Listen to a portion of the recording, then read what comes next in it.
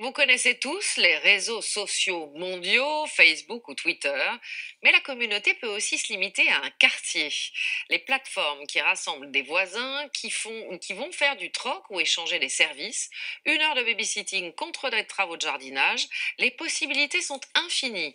Ça permet de faire des économies, mais aussi de se rencontrer autrement qu'en vitesse sur le palier. Illustration avec le reportage de Marine Hague, Juliette Dubois et Lizzie Treux.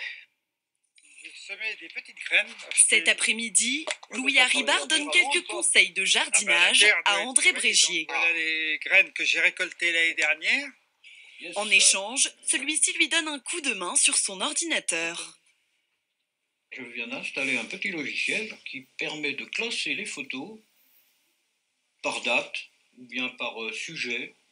Depuis 20 ans, ils habitent à 300 mètres l'un de l'autre.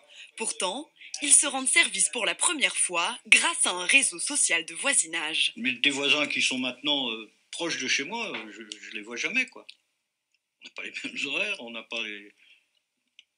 Alors on se dit bonjour quand on se croise, mais c'est sympa, mais ça va pas plus loin.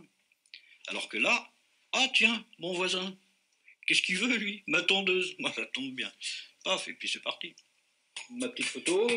Le principe, en un clic, les habitants d'un quartier créent leur profil et rejoignent un réseau de voisins pour entrer en contact et s'échanger coups de main, bons plans ou informations locales.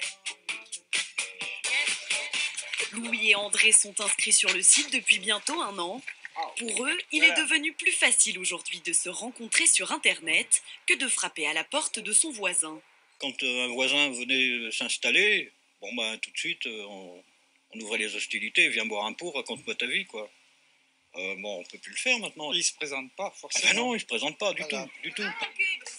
La recherche de liens sociaux, c'est ce qui fait le succès de ces sites. Dans cette résidence parisienne, où les 250 voisins se fréquentent peu, 68 d'entre eux participent désormais à la vie de l'immeuble. Cet après-midi, ils se retrouvent pour partager un goûter, l'occasion de connaître ses voisins les plus proches. Voilà, on a découvert toutes les deux qu'on habitait l'une sous l'autre. Donc moi, ça faisait un petit moment, je me disais, mais qui habite au-dessus de chez nous? Et j'avais la curiosité d'aller frapper à la porte, mais je n'osais pas, je me disais quand même. Et puis en discutant, on s'est aperçu que voilà, nous étions l'une au-dessus de l'autre. Venus des États-Unis, ces sites émergent en France depuis 2 ans. Pourtant, l'idée n'est pas nouvelle. Seul le support change. Il y a quelques années, moi j'avais proposé de faire un panneau à côté du gardien où on pouvait mettre par exemple je cherche une babysitter, j'ai ça à vendre, etc. Parce que je leur avais dit, un immeuble c'est comme un village en hauteur, il faut qu'il y ait une vie. Bon, alors on m'a répondu que c'était pas possible, que les affiches allaient être arrachées. Le réseau social leur a même permis de mettre en place certains projets à l'échelle de la résidence. Dans quelques jours, cette salle vide deviendra une bibliothèque. On souhaite ouvrir un coin avec des livres pour enfants et des livres pour adultes, pour que chacun puisse venir emprunter des livres et aussi, là encore, une occasion de se rencontrer. Depuis sa création il y a 1 an et demi, le réseau social de voisins a réuni plus de 30 000 utilisateurs et autant de projets. Prochain souhait pour les voisins, aménager un jardin que tous pourraient partager.